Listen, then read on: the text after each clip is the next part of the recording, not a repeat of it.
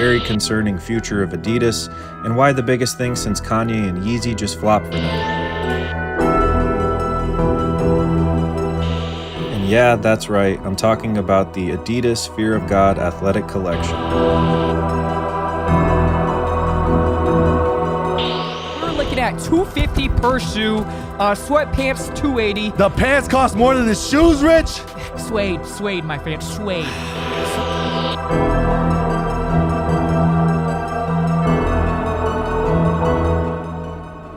Yo, quick question, right? Did the Fear of God collection flop? I mean, it looks like it's still available. I guess it didn't sell out. Yeah, like everything's available. All the shoes, all the clothes, everything. It's kind of a little throwing me off a little bit.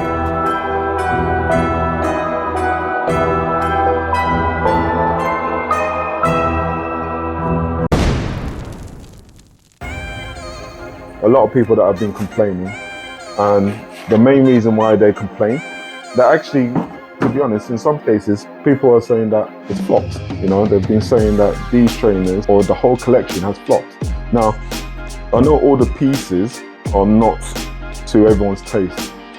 However, I can see what Jerry's doing. He's putting something, he's putting his own signature out there, his own brand.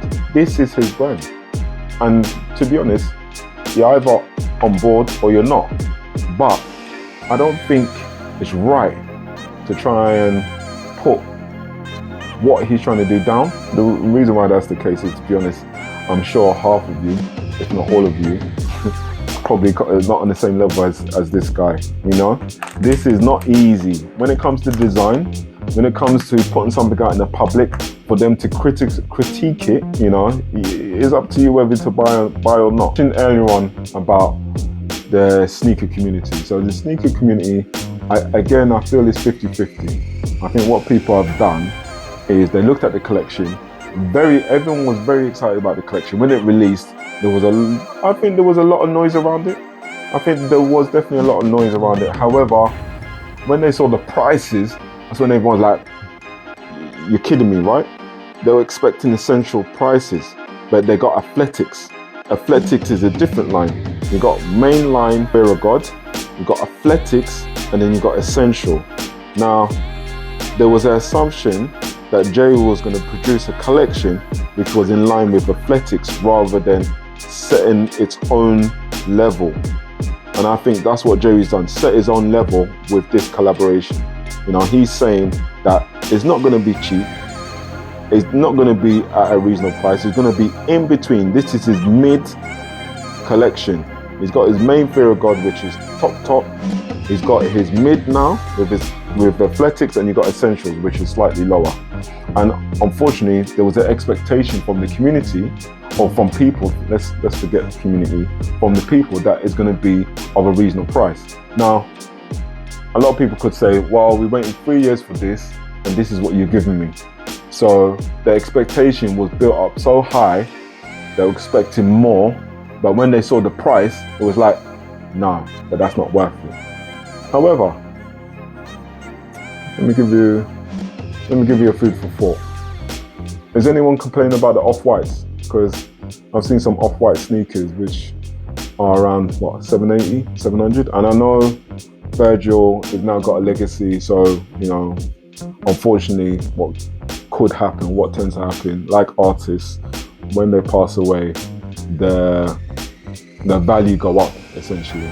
So maybe that's why. But if you look at the off-white itself, you can see Nike DNA all the way through it. You can see that, you know, some of the trainers, that there's Nike DNA, you know, mainly Air Forces, maybe Dunks, you know, even Jordan 1s. So you can see the DNA there. Now, with these, yeah, this is a new silhouette. To be honest, yes, I kind of mentioned about the EQTs, and a lot of people are referring to the Nike Fear of Gods. I don't think this looks similar to the Nike Fear of Gods at all. You know, I think this has got its own lane, it's in its own lane, and is new. And that's the key thing. This is a totally new design. Now that leads me on to, you know, conclude regarding, or give you my summary of why I think this is the way it is. Now, I kind of have some understanding. When you have a brand, essentially, you have to come into the market with an understanding of where you want to put your brand. You know, what level? Is it premium? Is it high luxury, high premium? Is it a mid type, or is it low? Is it cheap as chips? And with the Fear of God brand, you can see what he's trying to do in terms of his product. His main collections, his main products are quite expensive.